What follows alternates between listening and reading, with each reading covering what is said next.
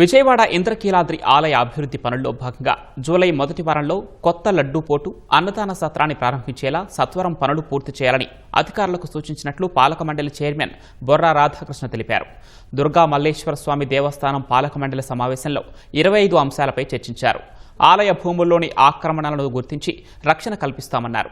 హైదరాబాద్ నుంచి వచ్చే భక్తులకు ట్రాఫిక్ సమస్యను తగ్గించడానికి రెండో ఘాట్ రోడ్ నిర్మాణాన్ని వేగవంతం చేయడంతో పాటు ప్రస్తుత ఘాట్ రోడ్డుకు 92 లక్షల రూపాయలతో మరమ్మతులు చేపడుతున్నామని వివరించారు. అర్జున వీధిలో మాకు సైట్ ఉంది. మీరు ఇప్పుడు చూశారు, అక్కడ లడ్డూ ప్రసాదం ఆన్లైన్ టికెట్లు అమ్ముతున్నారు. అక్కడి నుంచి బ్యాక్కి వెళ్తే సుమారుగా 1500 గజాల స్థలం మనకుంది. మధ్యలో ఎవరిదో ఒక బిట్టు ఉంది, చిన్న బిట్టు. దాన్ని తీసుకుని లేకపోతే కలెక్టర్ గారితో మాట్లాడదాన్ని ఎలా చేయాలా ఏంటి అనేది, అక్కడ వచ్చిన వాళ్ళు నిద్రిస్తానికి కానీ ఉండటానికి కానీ రూమ్స్ కానీ అట్లాగే పెద్ద హాల్ కానీ వాళ్ళకి ఏ రేంజ్ వాళ్ళకి ఆ రేంజ్ అక్కడ నెంబర్ 1 కట్టాలి అని చెప్పి మరి మా ఆలోచన. ఆ తల్లి ఆస్తులు రక్షించాలి.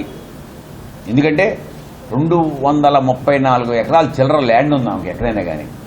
ఆ ల్యాండ్ అంతా కూడా చాలామంది తెలియదు, ఎక్కడుందో మన సిబ్బందికి కూడా తెలియదు. ఎందుకంటే ట్రాన్స్ఫర్ అవుతూ ఉంటారు, వస్తూ ఉంటారు, వాళ్ళ ఒక్కొక్క ఇన్ఛార్జ్ డ్యూటీలు ఉంటూ ఉంటారు. కొన్ని ఖాళీగా ఉండేవి, కొన్ని కల్టివేషన్లు ఉండేవి, కొన్ని కమర్షియల్ ల్యాండ్లు ఉండేవి. సిబ్బంది వస్తూ ఉంటారు, వెళ్తూ ఉంటారు. అమ్మవారికి ఎంతో ఎప్పుడుంచో 100 ఏళ్ల క్రితం ఇచ్చిన ఈ ఆస్తులు పరిరక్షణ చేయాలి అనే ఉద్దేశంతో గట్టి నిర్ణయం తీసుకున్నాం.